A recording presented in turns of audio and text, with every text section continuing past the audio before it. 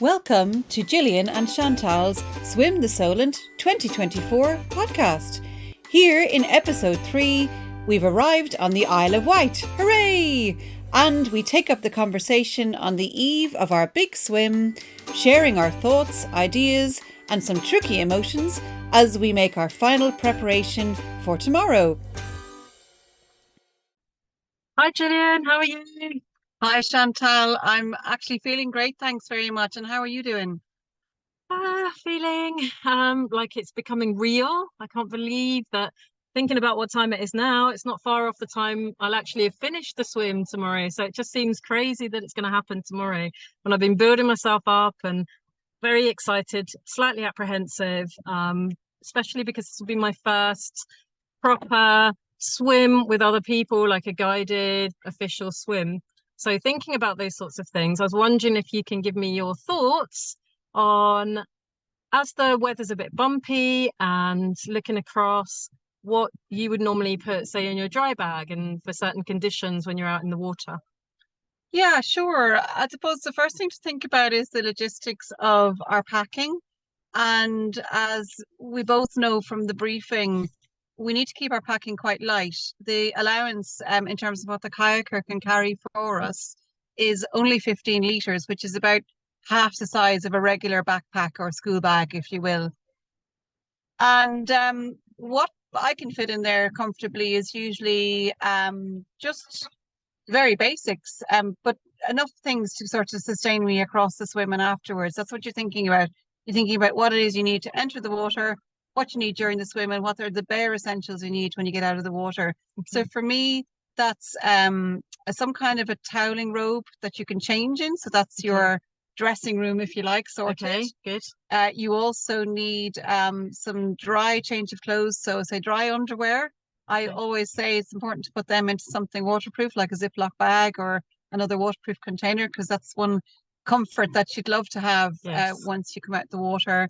And then thin layers that will get you warm quickly. So things like thermal leggings, a thermal thin inner layer for your top half of your body, something like a down jacket or a body warmer that'll squash down small.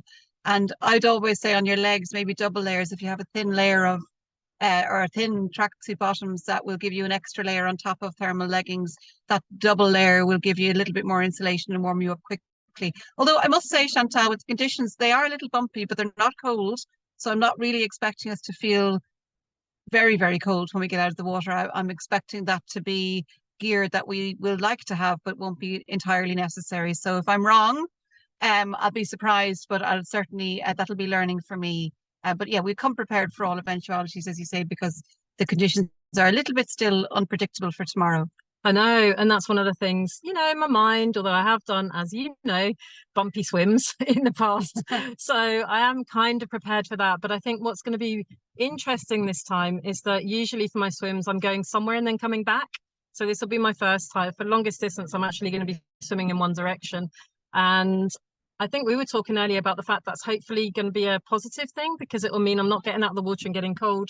So it will mean that I actually have the time to be able to acclimatize and hopefully keep warmer all the time there. So what I was going to ask actually is about currents slightly, because this morning we actually checked out where it is we're going to be going to ride pier. And when we had that conversation this morning, we can come in either side, and it kind of depends on the currents and what the weather's like and winds, etc. So either way, it did seem to be quite far out. So I was wondering about the walk coming back and how you felt as you were coming back, because I know you've done it both ways, how you felt coming back from Gosport, going across, coming in towards the Isle of Wight, what that sensation was like for you and how you felt. Yeah, so the first thing was going that way round, and if the tides are similar to as they were in my previous swims, you'll actually swim almost to maybe 15, 20 meters away from where the support crew, the shore crew, will be. So it's this morning when we looked out, because the tide was out, it looked like we'd have a long walk. And after some hours in the water, it can feel more of a stagger than a walk, because your legs can be a little bit unsteady when they haven't been on firm ground for a couple of hours and you've been swimming. So first, to reassure you, the walk won't be a long one.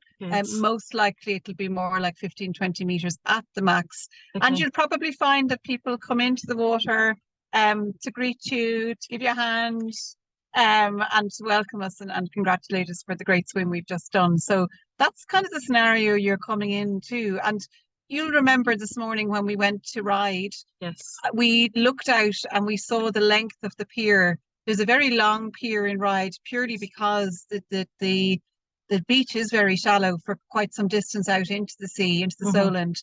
And the lovely thing about that is when you get to the end of the pier, when you're swimming inland, you're swimming in from the Solent, and you get to the pier, it's a nice landmark. Yes. And then you're nearly there.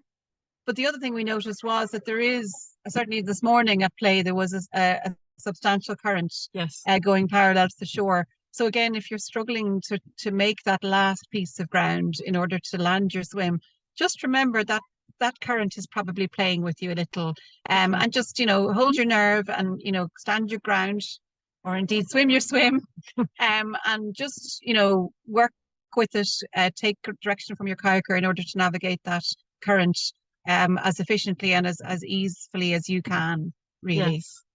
Okay, well, I think thinking about currents and water and everything, that I don't know about you, Gillian, but it looks like a lovely sunny day, and it'll be nice to actually physically get into the water just to see what the waters are like in comparison to this lovely cold Scottish waters. Yeah, so we're going to go for a swim now, Chantal, and you've just reminded me of maybe a few other things that I think it's important for us to keep in mind for tomorrow. I described when we were talking about packing for the swim, in terms of it being a small bag, 15 litres. Yes. And I think the bit that I'm thinking about now is I didn't say much about what we need to think about during the swim. So firstly, entering the water at Stokes Bay, there's some things that are really essential to have on your person to make that easy and safe. So some sturdy footwear, that could be some neoprene booties or shoes, or some Croc style shoes, just to be able to get across the stones, because it's a very shingly beach. Remembering as well, before we go into the water, because it's one of my favorite things to forget, is some kind of creams to just lubricate and ease and prevent any kind of friction burn from your wetsuit or swimsuit. And of course, sun cream, absolutely essential. And then again, thinking about that 15 litres, what I didn't describe was where that bag needs to fit. And I suppose that's, for me, a very visual reminder to make sure that I'm respectful of the fact that the kayaker actually needs to be able to squish this bag in behind them into the cabin of the kayak in order to keep it safe for the crossing. So, and even packing your bag in a sensible order, so that if you need anything from the bag, such as any kind of snacks or anything, that they're either on the outside of the bag or they're at the very tops, that they don't have to be taking out your lovely dry underwear and possibly dropping it into the sea while they're looking for the bits that you need while swimming. And of course, having your drinks bottles ready to give to the kayaker so that he can have them on the outside of the kayak. And I think that's everything covered for tomorrow in terms of what we need to remember in that moment when we're feeling a bit nervous, but we have to stay grounded. So yes, very excited. They're really looking forward to it tomorrow, and looking forward to be able to telling you all about what it's been like once we've completed it, once we've gone through all these challenges and scenarios and everything else. So thank you so much, Gillian, for being there for me and for all the MND team as well. Thank you. And absolutely, Chantal, we're here for each other. It's a two-way street, and again, it's much more than two-way. It's like a big multi-junction, like one of those roundabouts at Swindon. There's many spokes leading into this event. We've got such a big and beautiful support team. We're really grateful, as well as having each other, which is really magic. Yes, thank you. Okay, thanks a lot. Bye. We hope you enjoyed listening as much as we enjoyed recording. Stay tuned for further episodes to come.